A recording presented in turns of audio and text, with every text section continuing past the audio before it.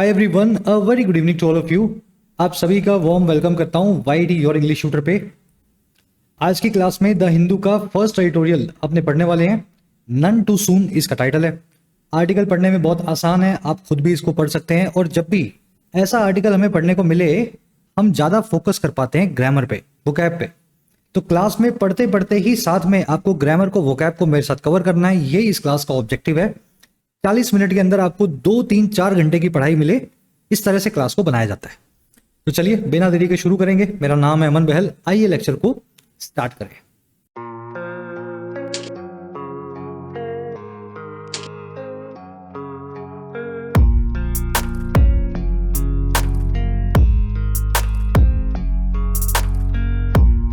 Alright, कह रहा है जी नन टू सून। देखिए, नन मतलब कुछ भी नहीं, टू सून मतलब बहुत जल्दी। क्या मतलब है इसका? मैं मतलब समझाना चाह रहा हूं आपको, बता तो दूंगा मैं मीनिंग, लेकिन याद कैसे रखोगे? नन का मतलब है बिल्कुल भी नहीं या कुछ भी नहीं। टू सून का मतलब है बिल्कुल भी जल्दी। कोई भी ऐसी चीज नहीं है जो आई है और बहुत जल्दी आई है।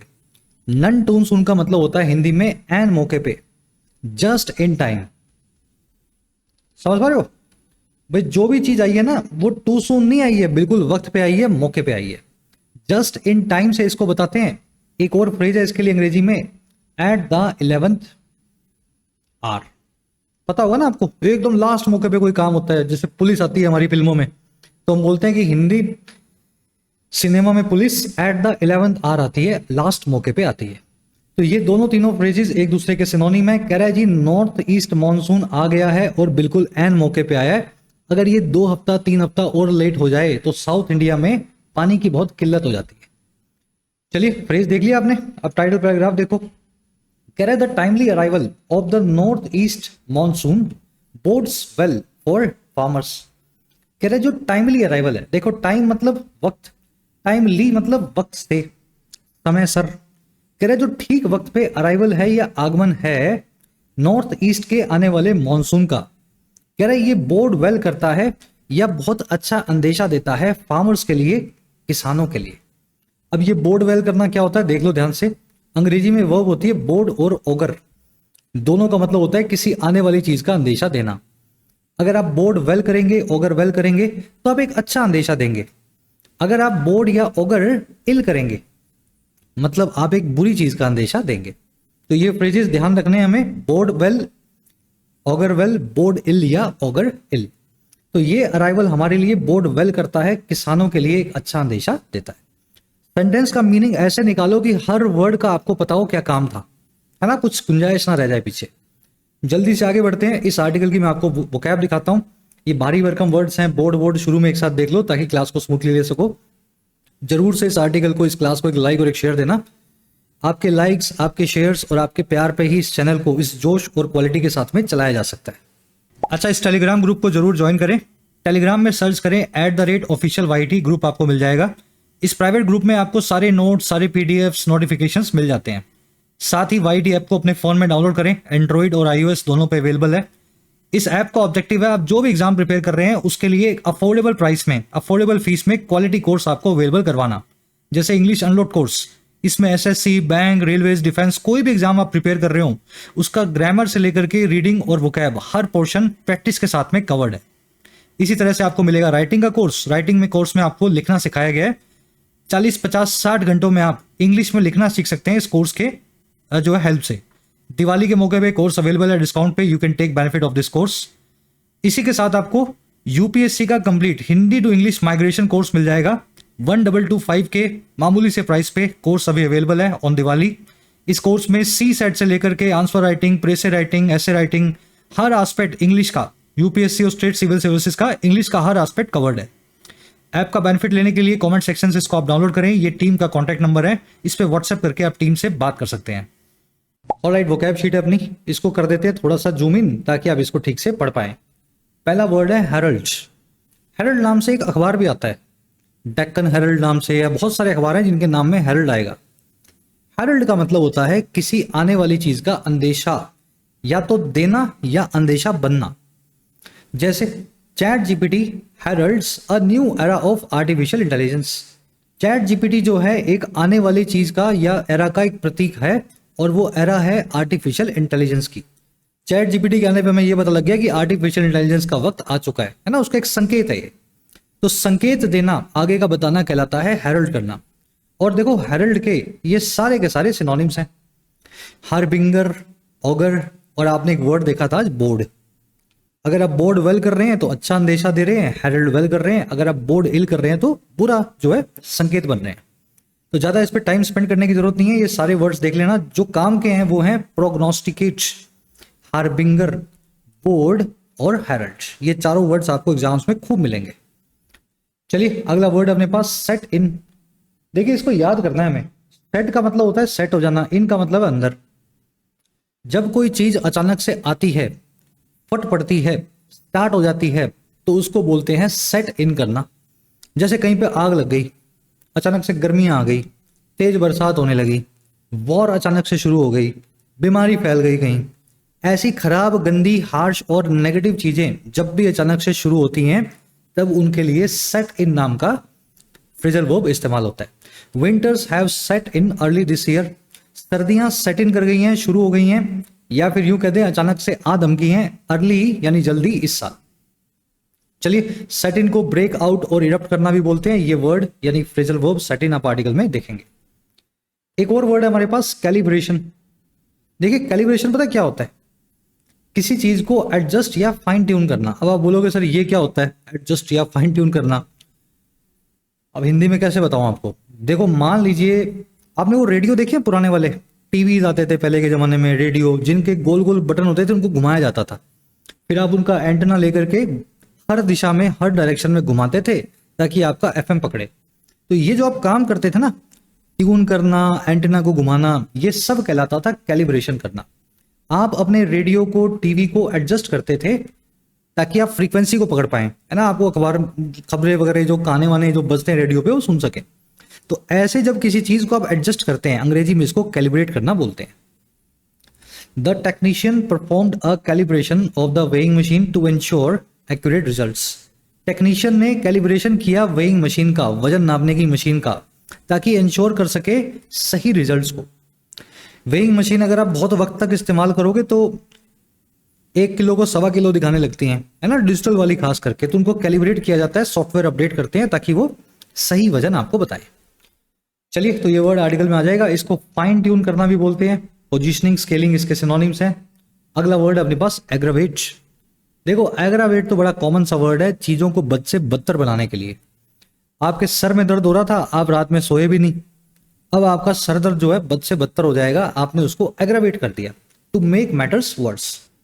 The medicine aggravated her symptoms. दवा ने और खराब कर दिया उसके लक्षणों को।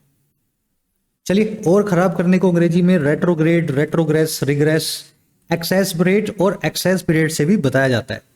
आप सोच रहे होंगे सर ये इतने सारे वर्ड्स, एक्सेसपरेट, एक्सेसरबेट, भाई आते हैं ये, आप 15-20 क्लासेस ले लो, ये सारे सिनोनिम आप बार बार रिपीट होते हुए देखोगे।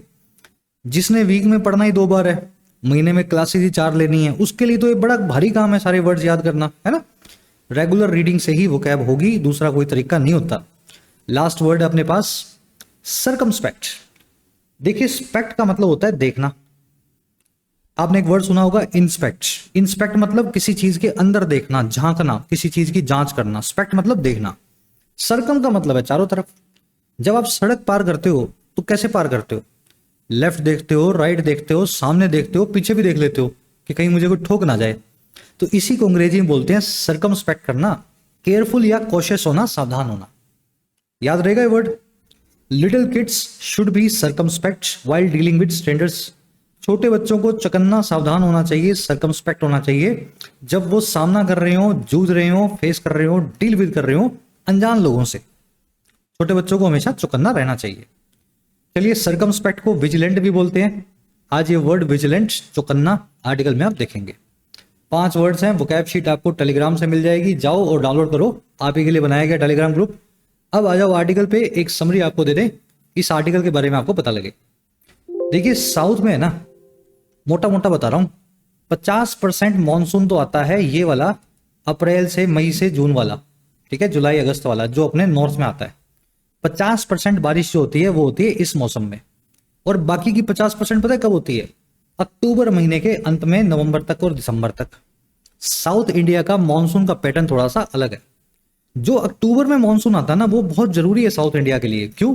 क्योंकि बहुत सारी फसलें जो हैं इस अक्टूबर वाले मॉनसून पे, जिसको नॉर्थ ईस्ट मॉनसून बोलते हैं, इस पे डिपेंड करती हैं। आप तमिलनाडु, आंध्र प्रदेश, कर्नाटका, इवन केरला जाएंगे, अक्टूबर के बाद होने वाली बारिश जो है उससे बहुत फसलें वहां बनती हैं। इसको मावट भी बोलते हैं हमारे यहाँ हिंदी बेल्ट में।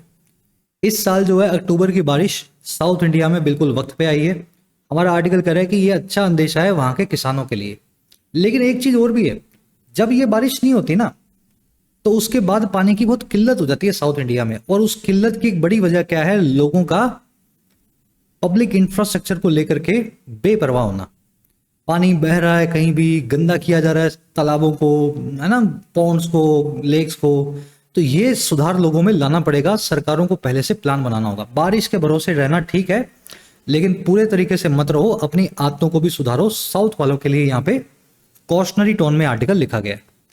चलिए, कॉशनरी टोन आप समझते हैं, एहतियात भरी टोन आज के आर्टिकल की है। जल्दी से आर्टिकल को शुरू करेंगे। फर्स्ट पैराग्राफ आपके सामने है। सीखना है तो अच्छे बच्चे और बच्ची की तरह वीडियो कर लो पॉज, और उसका खुद से मीनिंग निकालो जितना निकाल सकते हो। मुझे पता है आपसे नहीं निकलेगा पूरा, कोशिश करो। फिर जब मैं पढ़ूंगा तो मेरे साथ पढ़ना, मैच करना। मैं वीडियो को पॉज कर रहा हूं, आप 2-5 जितना टाइम चाहिए हो आराम से लेकर के देखो। चलिए कर ले शुरू। कह रहे the timely arrival of the north east monsoon which benefits many parts of the southern peninsula, especially Tamil Nadu and the coastal Rayalaseema regions of Andhra Pradesh, has brought relief to the region।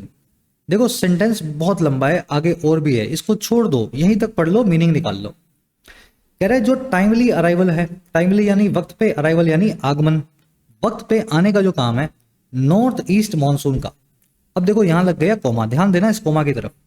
इस coma के बाद ढूंढो अगला coma कहां लग रहा है। अगला लग रहा है यहां पे, और यहां लगा हुआ है विच। यानी ये जो पूरी बीच की तामझाम जो है, ये एक एडिशनल इंफॉर्मेशन देने वाला क्लोज है जो कि मॉनसून के बारे में कुछ बता रहा है। तो एडिशनल इंफॉर्मेशन है, इसको छोड़ दो, बाद में पढ़ लेना। अब पढ़ो सेंटेंस। कह रहा है वक्त पे आने वाली जो अराइवल है इस नॉर्थ ईस्ट मानसून की, बीच का छोड़ दो। कह रहा है जी इस मॉनसून ने या अराइवल ने ब्रॉट किया है रिलीफ को, ये लाया है राहत को। ब्रिंग वर्ब की थर्ड फॉर्म है ब्रॉट यानी लाना, रिलीफ का मतलब है राहत। और किसके लिए लाया? रिलीफ लाया, टू लगा के बता रहा है, इस पूरे रीजन के लिए या फिर एरिया के लिए। अब कैसे लाया? कह रहा है जी given its importance from an agricultural as well as disaster management perspective. कह रहे गिवन यानी देखते हुए। अंग्रेजी में कॉमा के बाद गिवन जब भी मिल जाए या सेंटेंस की शुरुआत में गिवन जब भी मिल जाए, गिवन का मतलब होता है देखते हुए। कह रहे देखते हुए इसकी इंपॉर्टेंस या महत्वपूर्णता को एक तो एग्रीकल्चरल यानी कृषि के, और साथ ही साथ as well as disaster management के या फिर आपदा प्रबंधन के पर्सपेक्टिव से, नजरिए से। ये मॉनसून ना केवल खेती के लिए जरूरी है बल्कि डिजास्टर मैनेजमेंट के नजरिए से भी बहुत जरूरी होता है। इसके ना आने पे लोगों के पानी जो है घरों में आना बंद हो जाता है। अब बन गया आपका सेंटेंस लंबा वाला, छोटा सा पार्ट पार्ट करके आपने इसको छोटे छोटे पार्ट्स में पढ़ लिया। अराइवल सब्जेक्ट है, नाउन है, एक वर्ब है इसकी हैज ब्रॉट, सिंगुलर नाउन है तो देखो वर्ब भी सिंगुलर है। ये लाया है रिलीफ, टू लगा के बताया किन के लिए लाया, पूरे रीजन के लिए लाया। देखते हुए इस इंपॉर्टेंस को, इस मॉनसून की महत्वपूर्णता को कृषि और साथ ही साथ आपदा प्रबंधन के पर्सपेक्टिव से, पर्सपेक्टिव यानी नजरिया या व्यू पॉइंट। अब देखो जो बीच में रखा था ये तामझाम, ये एक्स्ट्रा इंफॉर्मेशन, इसको ऐड कर दो। कह रहे जी ये वो मॉनसून है जो बेनिफिट देता है मैनी पार्ट्स या काफी हिस्सों को सदर्न पेनिनसुला के, साउथ इंडिया के। पेनिनसुला मैं आपको बता दूंगा, ज्योग्राफी का कॉन्सेप्ट है। सदर्न पेनिनसुला यानी साउथ इंडिया। कह रहे खास करके स्पेशली तमिलनाडु को, और जो तटीय यानी कोस्टल रायलासीमा रीजन है आंध्र प्रदेश का। ये मॉनसून के बारे में बताया गया। ये मॉनसून जो है इन सभी इलाकों में बहुत बेनिफिट देता है, विच बेनिफिट्स ऑल दीज प्लेसेस। तो ये एडिशनल इंफॉर्मेशन बाद में पढ़ सकते हो आप। चलो अब ये पेनिनसुला क्या होता है देखो, समझा तो मैं दूंगा लेकिन इसकी स्पेलिंग आपको याद रखनी है। आप इंडिया का मैप बनाओ भाई, मैं रफ मैप बना रहा हूं, इस पे परेशान मत होना सर आपने ऐसे टेढ़ा मेढ़ा। चलो और साफ बनाता हूं मैं। ये बना दो शेर का मुंह, और ये बना दिया हमने पूरा जो है भारत का नक्शा। ये जो साउथ का पार्ट देख रहे हो ना आप, ये वाला जहाँ पे उड़ीसा, आंध्रा, तमिलनाडु, केरला, ये सब आपको मिलेंगे। ये पूरा पार्ट जो है ना, ये 3 तरफ समंदर से घिरा हुआ है, घिरा हुआ है ना। बंगाल, बे ऑफ बंगाल आ गई, इधर इधर अरब सागर आ गया। ऐसे पार्ट्स को अंग्रेजी में बोलते हैं पेनिनसुला। ठीक है, हिंदी में मुझे करेक्ट वर्ड याद नहीं आ रहा इसके लिए, पता नहीं क्या होता है, इस वक्त मुझे याद नहीं आ रहा। और ये देखो कैसा बना हुआ है, ये पेन की शेप में है, पेन जैसा नहीं है, लंबी सी डंडी इसके निकली हुई है, वैसे ही ये वर्ड बना हुआ है, PEN, पेन से। इंसुला यानी ये इंसुलर है, अलग हुआ हुआ है, एक डंडी है जो अलग हुई पड़ी है, देखो पूरे इस भारत से बाकी ये डंडी अलग है। ऐसे ये पेनिनसुला नाम को अंग्रेजों ने बनाया है अंग्रेजी में। स्पेलिंग देखो, पेन प्लस में इंसुला। चलिए आगे बढ़ते हैं, स्पेलिंग एरर में ऐसे क्वेश्चंस आएंगे आपको दिखेंगे। कह रहा है जी, against its normal arrival date of October 20 plus और minus 7 days the monsoon set in on October 16। कह रहा है जी, खिलाफ यानी अगेंस्ट अपनी नॉर्मल अराइवल डेट के, जो इसकी यूजुअल आने की डेट है, जो है अक्टूबर 20, उसमें से 7 दिन प्लस या 7 दिन माइनस, अक्टूबर 27 तक या अक्टूबर 13 तक। कह रहे इसके बिल्कुल खिलाफ मॉनसून जो है वो सेट इन हुआ है या फिर स्टार्ट हुआ है अचानक से अक्टूबर 16 में। अब खिलाफ कैसे, खिलाफ का मतलब है ये डेट है इसकी 13 से 20 से लेके 27 के बीच में ही होता है, 20 के 7 दिन बाद या 20 के 7 दिन पहले अक्टूबर के महीने में। तो इस डेट के सामने, अगेंस्ट का मतलब खिलाफ कम है, सामने ज्यादा है, इस डेट के सामने ये मॉनसून शुरू हुआ है अक्टूबर 16। समझ गए, तो कंपैरिजन हो रहा है। चलिए, मॉनसून की वर्ब है सेट इन होना, किसी चीज का शुरुआत होना, अचानक से ब्रेकआउट होना, इरप्ट होना। याद है ना, विंटर्स हैव सेट इन, सर्दियां आ गई हैं, वैसे ही मॉनसून सेट इन October 16। अब एक ग्रामर कॉन्सेप्ट हमें सीखना है। देखो मॉनसून जो है 16 अक्टूबर को आ गया, आज है 17 अक्टूबर, एक दिन बीत चुका है, काम पास्ट में हो चुका है, लेकिन वर्ब फिर भी प्रेजेंट में लगाई गई है, ऐसा क्यों? पॉज कर रहा हूं मैं, बताएं जिन बच्चों को, जरूर से कमेंट्स में आप रिप्लाई करो। वर्ब को फर्स्ट फॉर्म में क्यों रखा गया है? इसलिए रखा गया है क्योंकि सेट एक ऐसी वर्ब अंग्रेजी में जिसकी V1, V2, V3 सेम होती है। ये सारी वर्ब्स अंग्रेजी में पढ़ के देखो, बोल के देखो, स्क्रीनशॉट ले लो इनका। Set, cut, put, hit, wed, bid, read, shut, hurt, quit, shed, cast, cost, split, slit, spread, forecast, broadcast और बस्ट। याद रखनी पड़ेंगी। सारी वर्ब्स ऐसी हैं जी जिनकी V1, V2, V3 चेंज नहीं होती। तो यहाँ पे जो आप सेट देख रहे हो, यहाँ पे आप जो सेट देख रहे हो ना भाई साहब, ये पास्ट टेंस की V2 है, क्योंकि V1 भी सेट है, V2 भी सेट है और V3 भी सेट है। तो आपने समझ गए ना, आपको कंफ्यूजन हो सकता है इस केस में लगे, लेकिन इन वर्ब्स के बारे में आपको पता होगा तो आप देखते बता दोगे ये V2 का इस्तेमाल किया गया। अब आप कैसे क्वेश्चंस एक्सपेक्ट कर सकते हो इन वर्ब्स पे? ऑफ कोर्स आपका एग्जामिनर आपको इन वर्ब्स के ईडी लगा के V2, V3 बना करके दिखाएगा, जो कि गलत होगी। जैसे after the incident fire spreaded throughout the woods, इस घटना के बाद आग जो है स्प्रेड कर गई, फैल गई पूरे के पूरे वुड्स में या जंगल में। द वुड्स का मतलब होता है अंग्रेजी में फॉरेस्ट या जंगल। फायर फैली, पास्ट में फैली, लेकिन स्प्रेड वर्ब की V1, V2, V3 सेम है। तो यहां पे स्प्रेडेड जो आपने लिखा है ये टेक्निकली गलत है, V2 लगाओ लेकिन वो भी स्प्रेड ही होगी। Fire spread throughout the. एक और सेंटेंस देखो, the company broadcasted the announcement across all major news channels. Company ने ब्रॉडकास्ट किया, ब्रॉडकास्ट मत करना मतलब पब्लिश करना। जैसे आप यूट्यूब पे कोई वीडियो डालते हो, टीवी में कोई शो चलता है, वो सब ब्रॉडकास्ट हो रहे हैं। तो कंपनी ने भी फैलाया या पब्लिश किया इस अनाउंसमेंट को, या जो भी ऐलान ये करने वाले थे, सभी मेजर न्यूज चैनल्स पे। ब्रॉडकास्ट, फोरकास्ट और कास्ट, तीनों वर्ब्स कास्ट से बनी है और तीनों की V1, V2, V3 सेम होती है। तो ब्रॉडकास्टेड गलत है, अंग्रेजी में नहीं होता। बोलने में बोल दो, सही मान लेंगे, लेकिन लिखने में ब्रॉडकास्टेड नाम का वर्ड अंग्रेजी में नहीं है। चलो अब 2 क्वेश्चंस दे रहा हूं, मुझे पता है सही करोगे। देखो जिसने ट्राई नहीं किया ना गेम में, वो आ रहा है, ट्राई करो इसको। दोनों क्वेश्चंस में ढूंढो इस फॉर्मूला को आप कैसे अप्लाई करोगे। He quitted the job before telling anyone about it, उसने जॉब को छोड़ दिया किसी और को बताने से पहले। क्विट का मतलब है छोड़ देना। And she shutted the door after hearing the strange noise, उसने शट कर दिया, बंद कर दिया दरवाजे को, डोर को, स्ट्रेंज नॉइस को सुनने के बाद। ठीक है, ट्राई करो, कमेंट्स में डालो। मैं और मेरी टीम कमेंट्स को पढ़ते हैं और आपके कमेंट्स का रिस्पॉन्स भी आपको मिलता है ना। आगे बढ़े, आ जाओ नेक्स्ट पैराग्राफ पे, आराम से दिलो इस पे रीडिंग। चलिए, कह रहा है the Indian meteorological department has forecast above normal rain with more than 120% या 12% of long period average। कह रहे जो IMD है मौसम विभाग है, सरकारी डिपार्टमेंट है, द लगेगा आगे, पता है आपको। कह रहे सरकार का जो मौसम विभाग है ना, वो फोरकास्ट कर चुका है, हैज प्लस में फोरकास्ट। फोरकास्ट करना किसी चीज के बारे में बताना, और क्या अबव नॉर्मल या नॉर्मल से ज्यादा रेन को, बरसात को, और ये कितनी होगी 112% से ज्यादा होगी जो लॉन्ग पीरियड एवरेज है। तो पिछले 100 साल में मान लीजिए 70 इंच बारिश हुई है, तो इस साल 70 इंटू 1.12 कर दो, इतनी बारिश का फोरकास्ट आ चुका है। चलिए डिपार्टमेंट की वर्ब है हैज फोरकास्ट, हैज प्लस में V3 परफेक्ट टेंस का इस्तेमाल हुआ है, ध्यान रखना। ये है तो परफेक्ट टेंस, लेकिन ये V3 वही वाली है, पीछे आपने सेट देखा था, वैसे ही यहाँ पे फोरकास्ट वर्ब भी लिखी हुई है। देख रहे हो V3 इसकी फोरकास्टेड नहीं होगी, फोरकास्ट ही होगी। तो इसने क्या किया भाई साहब, हैज के बाद में फोरकास्ट लिखा है, V3 में वर्ब को चेंज नहीं किया।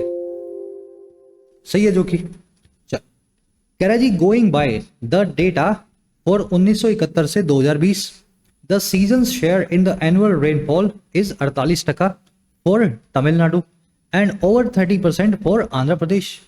कह रहा है जी अगर हिसाब से देखें, गोइंग बाय मतलब किसी के हिसाब से देखें, चले या समझें। कह रहा है जी हिसाब से चले या समझें उस डेटा के जो है 1971 से 2020 के बीच का, तो उसके हिसाब से इस सीजन का जो शेयर है, अक्टूबर में आने वाले मॉनसून का जो हिस्सा है पूरे साल की रेनफॉल में, बरसात में, वो है 48% तमिलनाडु के लिए और 30% आंध्र प्रदेश के लिए।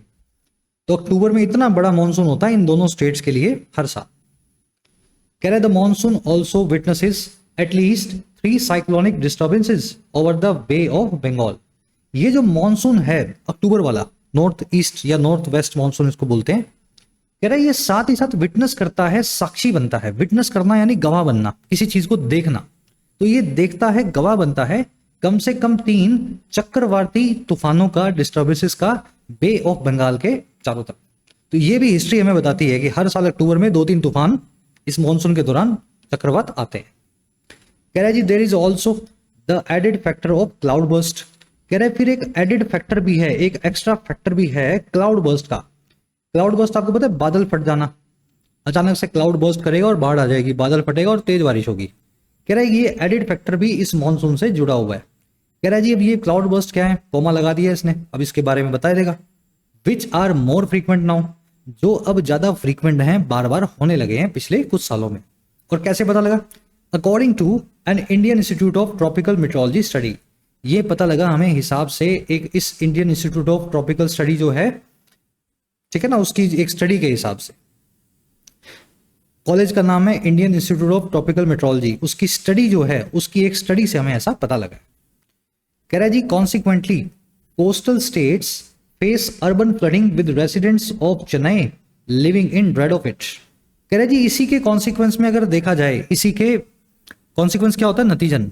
कह रहा है जी नतीजन अगर देखा जाए तो जो कई तटीय स्टेट्स हैं, समंदर के किनारे के राज्य हैं, वो फेस करते हैं, सामना करते हैं अर्बन फ्लडिंग का। अर्बन मतलब शहरी, फ्लडिंग यानी बाढ़, शहरों में बाढ़ों का। और कैसे ये सारा काम होता है बाशिंदों के, रेसिडेंट्स के या लोकल्स के चेन्नई के अंदर लिव करने के साथ ही, रहने के साथ ही, ड्रेड में या डर में इस चीज के। तो अर्बन फ्लडिंग इस मॉनसून से बढ़िया सी होती है और चेन्नई के लोगों को हमेशा डर रहता है अक्टूबर में बाढ़ ना आ जाए, वो कॉन्स्टेंटली इस ड्रेड में लिव करते हैं। ड्रेड होता है डर। कह रहा है जी और कैसे पता लगा, going by their experiences of past 10 years. अगर हिसाब से देखें, गो बाय करें, अगर हिसाब से देखें, गो बाय करें इन लोगों के अनुभवों को पिछले 10 साल। समझ में आया? तो इस मॉनसून के अंदर बड़ी बारिश और तूफान और बादल फटना और बाढ़ जैसा होता है, और चेन्नई के लोगों को अक्टूबर नवंबर में डर लगता है कि इस साल अगेन फिर से बाढ़ ना आ जाए, क्योंकि 10 साल से ऑलमोस्ट हर साल वो अक्टूबर नवंबर में बाढ़ को एक्सपीरियंस करते हैं। कोस्टल स्टेट्स की वर्ब है face, they face urban flooding. Urban flooding मैंने आपको बता दिया। ड्रेड का मतलब होता है फियर, किसी चीज का डर। गो बाय यानी किसी चीज के हिसाब से जाना या किसी के हिसाब से देखना। चलिए पढ़ने में आसान है। नेक्स्ट पैराग्राफ, आराम से रीडिंग दो, मीनिंग निकाल लो इसका। चलिए कह रहा है keeping this in mind the Tamil Nadu government is putting in place a real time flood forecasting system for Chennai। कह रहा है जी इसी चीज को दिमाग में रखते हुए keep this in mind, keeping this in mind, Tamil Nadu की जो सरकार है वो कर रही है पुट इन प्लेस। पुट मतलब रखना, इन प्लेस यानी अपनी जगह पे, पुट इन प्लेस करना यानी किसी चीज को सिस्टम में लाना, इंप्लीमेंट करना, लागू करना। तमिलनाडु की सरकार इसी चीज को ध्यान में रखते हुए लागू कर रही है एक real time flood forecasting system को। देखिए फ्लड यानी बाढ़, फोरकास्ट यानी अंदेशा, सिस्टम आप समझते हैं। रियल टाइम का मतलब होता है ऑनलाइन, यहां पे कुछ हुआ और अपडेट हो गया, एक दिन बाद नहीं, 2 दिन बाद नहीं, हाथों हाथ, इसको अंग्रेजी में बोलते हैं रियल टाइम। तो तमिलनाडु की सरकार पुट इन प्लेस कर रही है, लगा रही है, इंप्लीमेंट कर रही है एक ऐसा फ्लड फोरकास्ट सिस्टम जो रियल टाइम है, ऑनलाइन है। और किसके लिए? और चेन्नई, चेन्नई नाम के शहर के लिए। और क्यों? To calibrate excess water discharge from the reservoirs in and around the city, ताकि वो कैलिब्रेट कर सके, एडजस्ट कर सके जरूरत से ज्यादा पानी के डिस्चार्ज को, बहाव को, रिजर्वॉयर से, तालाबों से, सिटी के अंदर और सिटी के चारों ओर। अगर इनको पहले पता लग जाए कि बाढ़ आने वाली है तो रियल टाइम सिस्टम से पता लग जाएगा। मान लो बाढ़ आने से आधा घंटा पहले पता लग गया इनको बारिश हो रही है, तो ये तालाबों को खाली करवा देंगे, है ना। कुछ ऐसा करेंगे, कैलिब्रेट करके ऐसा सिस्टम बिठाएंगे कि इनको बाढ़ आने से पहले ही पता हो कि हमें क्या करना है। तो ये होता है कैलिब्रेट करना, है ना, एडजस्ट करना। चलिए और क्या हो रहा है? रिजर्वॉयर वर्ड को देख लेना। रिजर्वॉयर का मतलब होता है स्टोरेज। पानी की स्टोरेज क्या होती है? तालाब, पानी की टंकियां, झील, है ना, मैन मेड कोई पोंड, नाला, ये सब रिजर्वॉयर्स कहलाते हैं अंग्रेजी में, है ना। स्टोरेज, किसी भी चीज का बड़ा सा स्टोरेज एरिया होता है रिजर्वॉयर।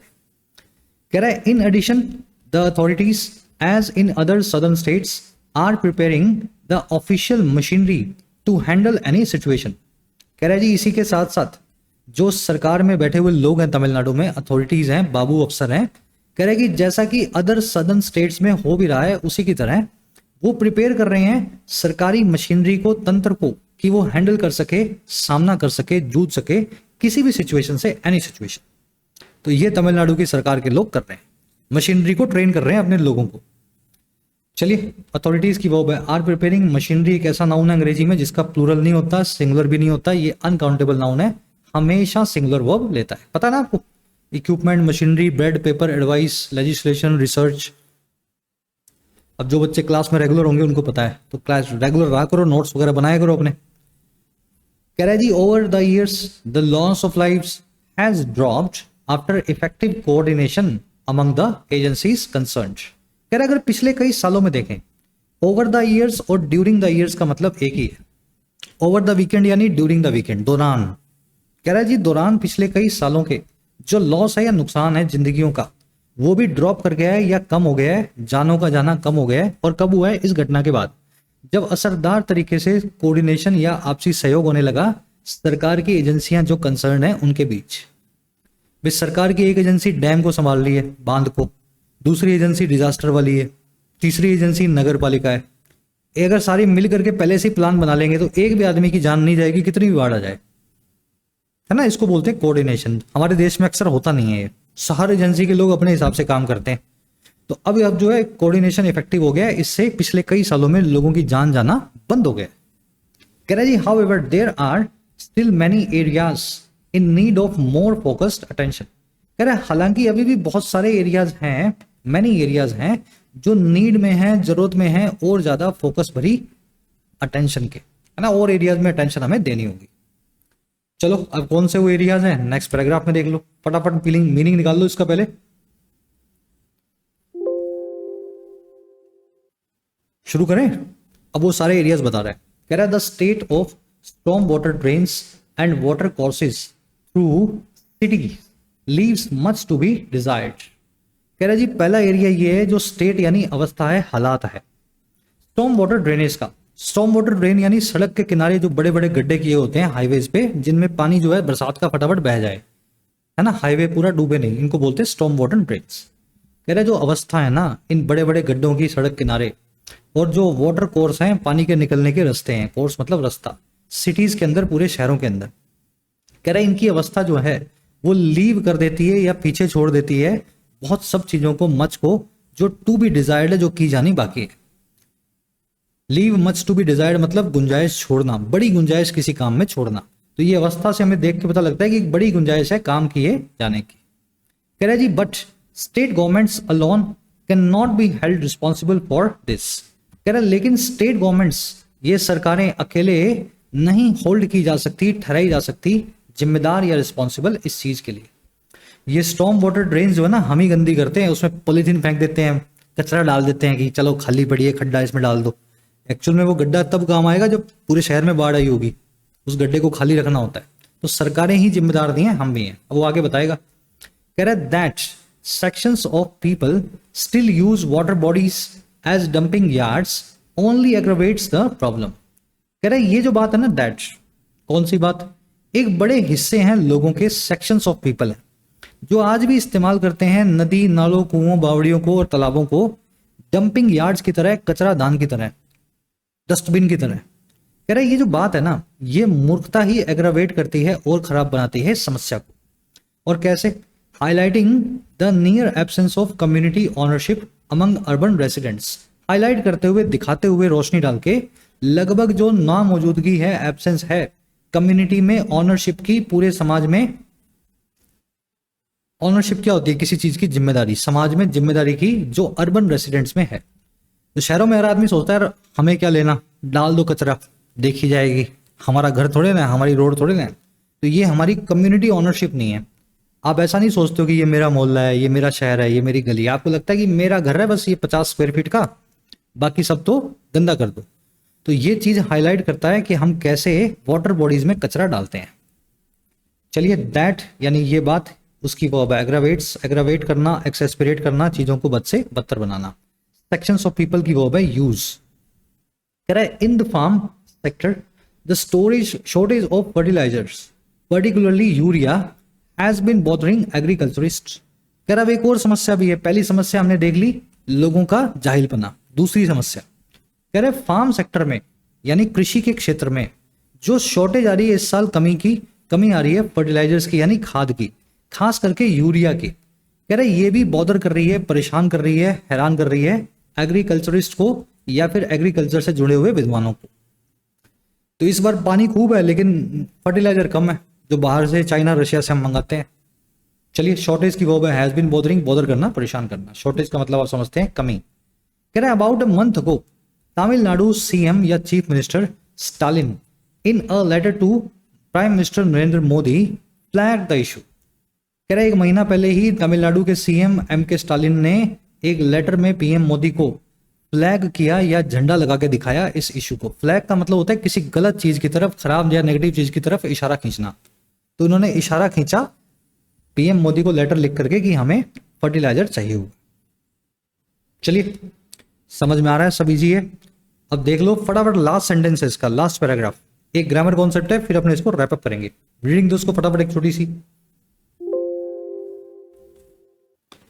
चलिए, कह रहे हैं other states which are dependent on rainfall during the short south west monsoon had also complained of urea shortage. कह रहा है ये तमिलनाडु की बात नहीं है, दूसरी भी कई ऐसी स्टेट्स हैं जो डिपेंडेंट हैं या निर्भर हैं रेनफॉल पे, बरसात पे, इस पूरे साउथ वेस्ट मानसून की। कह रहे उन्होंने भी कंप्लेन ऑफ किया है, शिकायत की है यूरिया में आने वाली शॉर्टेज की। तमिलनाडु के आसपास और भी स्टेट्स हैं जिनको लग रहा है कि पानी बहुत आएगा लेकिन इस साल खाद या यूरिया की कमी है। अदर स्टेट्स की वर्ब है हैड कंप्लेंट, विच आया स्टेट्स के लिए वर्ब इनकी आर, कंप्लेन ऑफ करना, किसी बारे में शिकायत दर्ज करना। और क्या हुआ, कह रहा the Union Ministry of Agriculture is reported to have enhanced urea demand for October. कह रहा है फिर जो यूनियन मिनिस्ट्री है, केंद्र सरकार का मंत्रालय है एग्रीकल्चर का, इसके से भी ऐसी रिपोर्ट मिली है, इज रिपोर्टेड। अब पैसे को इस लगा हुआ है यहाँ, इसको ऐसे रिपोर्ट किया गया है, इसके बारे में ऐसे बताया जाता है, रिपोर्ट आती है कि ये इनहैंस कर चुका है, बढ़ा चुका है अपनी यूरिया की डिमांड को अक्टूबर के लिए। कह रहा है जी it was 36.65 lakh ton a year ago, एक साल पहले ये इतनी हुआ करती थी। अब कितनी बढ़ी हमें नहीं पता, लेकिन ये पता लग गया सरकार और ज्यादा यूरिया बाहर से खरीदेगी।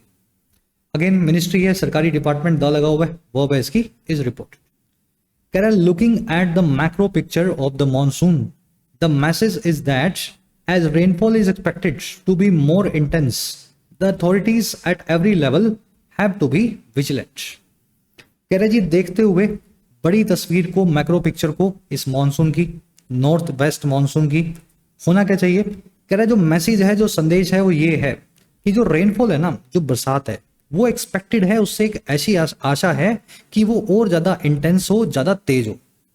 हमें ऐसा लग रहा है कि बरसात बहुत तेज होगी, पूरी पिक्चर को देखते हुए ऐसा फील हुआ है। कह रहा है जी, और जो अथॉरिटीज हैं, भाई इस पूरी पिक्चर को आपने देख लिया, इस चीज को देखते हुए अथॉरिटीज जो है ना, हर लेवल पे उनको हैव टू बी होना पड़ेगा चौकन्ना या विजिलेंट। और क्या करना होगा, एंड लगा के बता रहा है, एक्ट इन यूनिसन करना होगा, हरकत में आना होगा एकता के साथ। यूनिसन समझते हैं, सब डिपार्टमेंट एक दूसरे से मिलके काम कर रहे हैं। और क्यों, सो दैट ताकि any adverse impact is reduced, कोई भी खराब इंपैक्ट जो है इस साल का, एडवर्स इंपैक्ट, वो कम कर दिया जा सके, रिड्यूस हो जाए।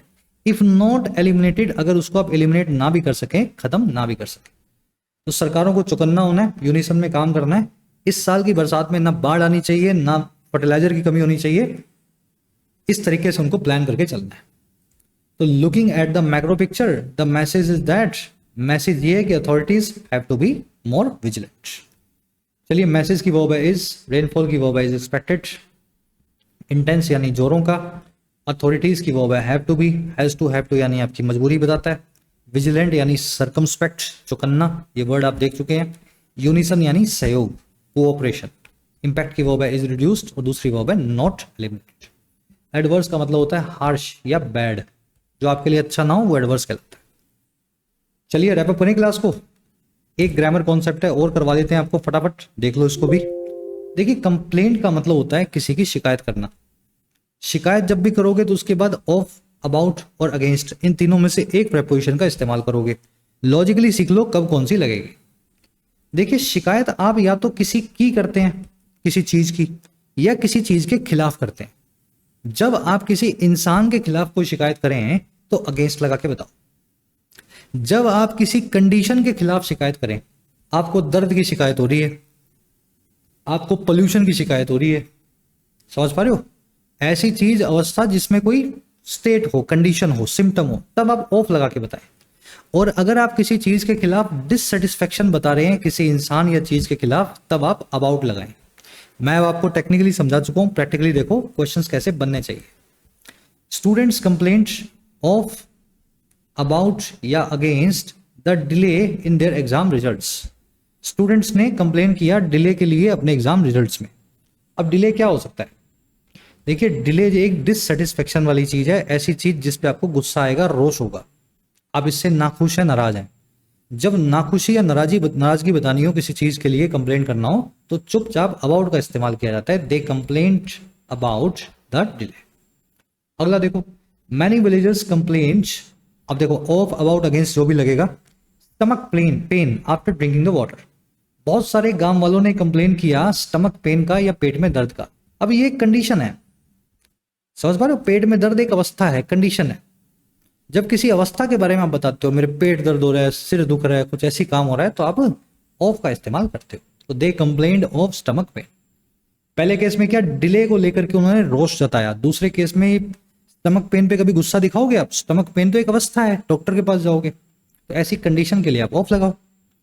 ही कंप्लेंट, अब देखो जो भी लगेगा supervisor for harassment at work. उसने कंप्लेन किया सुपरवाइजर के खिलाफ हैरेसमेंट को लेकर के, वर्क प्लेस पे, काम की जगह पे, ऑफिस में।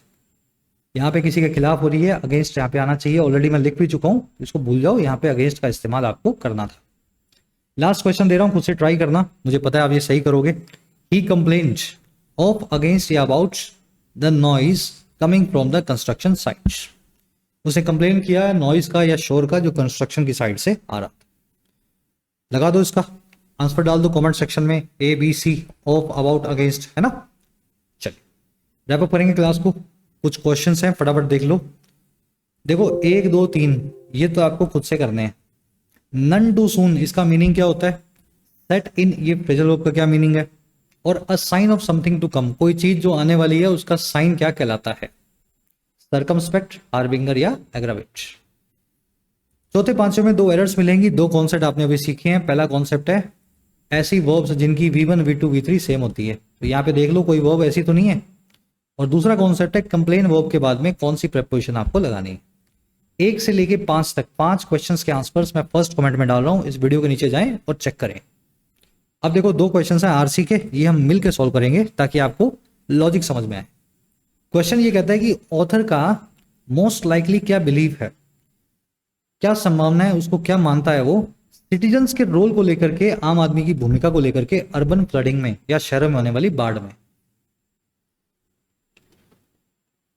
ऑथर तो यही मानता है कि आम आदमी जो है बड़ा ढीठ और बेपरवाह टाइप का है, अपना घर रखेगा साफ, सुबह शाम उसमें पोछे मारेगा, सफाइयां करेगा, सारा कचरा जो है बगल के प्लॉट में डाल देगा, क्योंकि उसको ऐसा लगता है कि मेरे घर के बाहर तो है ना कुछ भी चले, कीड़े चले, मुझे क्या लेना।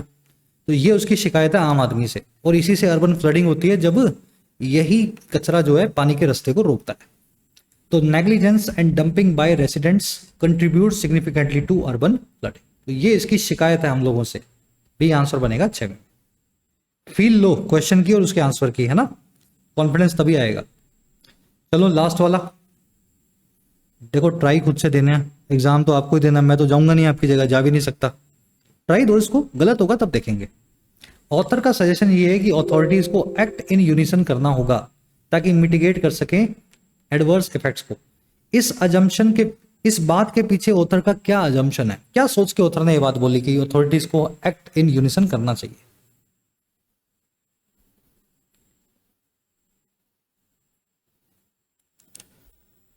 देखो जी, इसका ये मानना है कि जब अथॉरिटीज अलग अलग काम करती हैं तो असरदार तरीके से नहीं कर पाती हैं, इसीलिए कह रहा है एक्ट इन यूनिसन करो, एक साथ बैठ के प्लान बनाओ और काम करो। फ्रैगमेंटेड यानी टुकड़ों में, और अनकोऑर्डिनेटेड यानी बिना सहयोग के जो रिस्पॉन्स या प्रतिक्रिया सरकार की तरफ से आती है वो और खराब बना देती है इम्पैक्ट को हैवी रेनफॉल के। ये अजम्पशन सोच करके कह रहा है कि सब एक्ट इन यूनिसन करें तो अच्छा। 7th में भी आंसर बनेगा बी। क्लास कैसी लगी आज की, अपना फीडबैक जरूर से दें। आउट ऑफ 7 मार्क्स कितने मिले ये भी जरूर से बताया करो। जिन बच्चों ने क्लास पूरी देखी है पीडीआई लिख सकते हैं कमेंट सेक्शन में, ये आपका फीडबैक देने का तरीका है। पीडी का मतलब है पूरा देखा, और आई लगा दोगे तो इसका मतलब होगा इंटरेस्टिंग भी लगा। आपके कमेंट्स का मुझे इंतजार रहता है। अंटिल देन, कल आपसे मुलाकात लेंगे। Signing out.